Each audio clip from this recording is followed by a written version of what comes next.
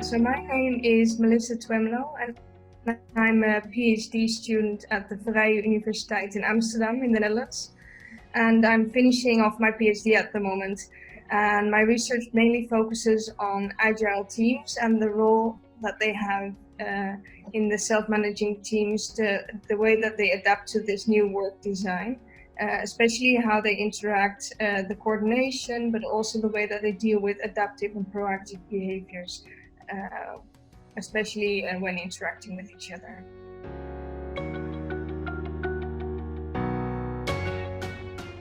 At the moment, I'm working on a project with CAT that's focused on the daily meetings that agile teams have. So agile teams are self-managing teams that, in this case, work in the IT sector. And they have a daily meeting to coordinate their work among each other to see how they can synchronize their tasks, for example. And we're especially interested in these meetings because they actually have to coordinate their behaviors among each other.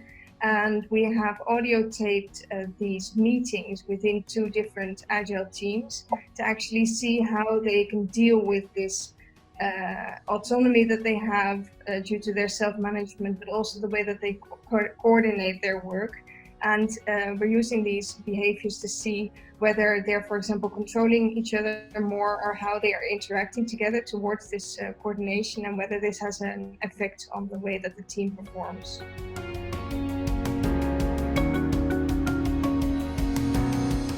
So CAT's implemented in this research for the way that we have audio taped these daily meetings of these teams.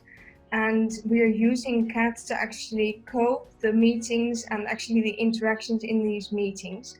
So what we've done is that we've used the micro coding scheme for this because it fits the data really well, as the micro coding scheme is based on the way that they coordinate in groups and the way that they decide within meetings, for example.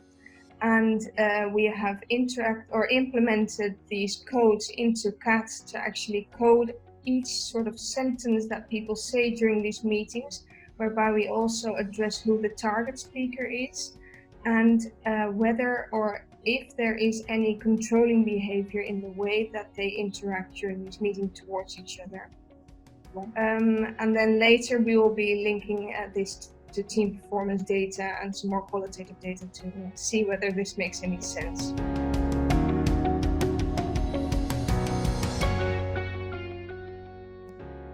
So we're currently in the middle of the data analysis process, but there are already interesting findings, especially who was at the meeting, who weren't. So actually the turn taking, you see a lot of interesting things coming from, but also the way that they coordinate over time. So for example, at the beginning of the meeting, you would see different patterns than at the end of the meeting. So it's all about the qualitative analysis that you can also apply to this quantitative data.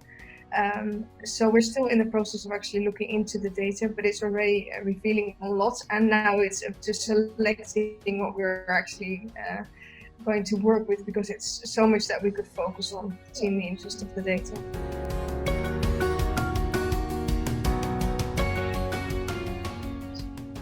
It's been really easy actually to navigate CAT from the beginning. I was surprised by the simplicity of CAT. It's easy to work through, so you have to get used to it for a little bit, but then you can actually really integrate and build your own coding scheme.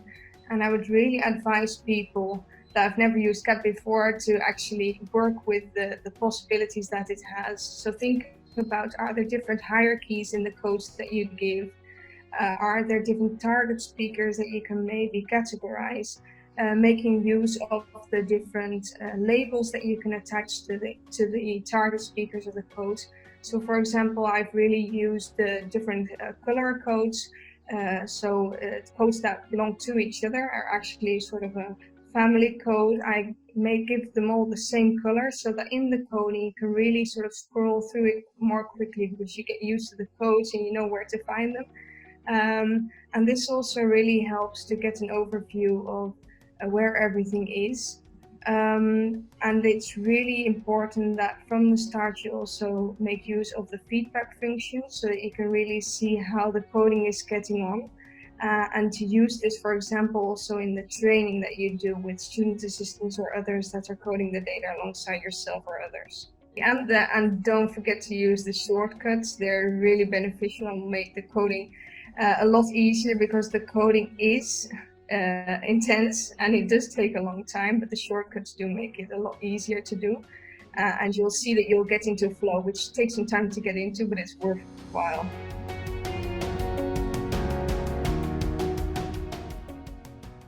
So before I used to code in Excel, just to sort of keep track and also train myself and the student assistant to code the data. And it was just a waste of time, because you lose all the data on the time and the start of the event and the end, how long did it take, so the duration of each code.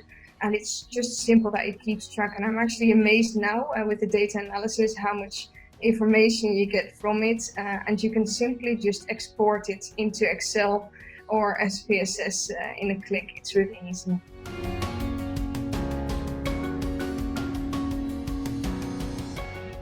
It's been a long ride. Yes. So the coding is a lot of work. I cannot say that that's not true, but it's been really useful. Now I see that I have all the data. I've actually finished the coding process, and the data output has really amazed me. So it's been a struggle coding because it takes forever. It feels as if it doesn't end, but it's so worth the data output, especially if you see how rich the data is.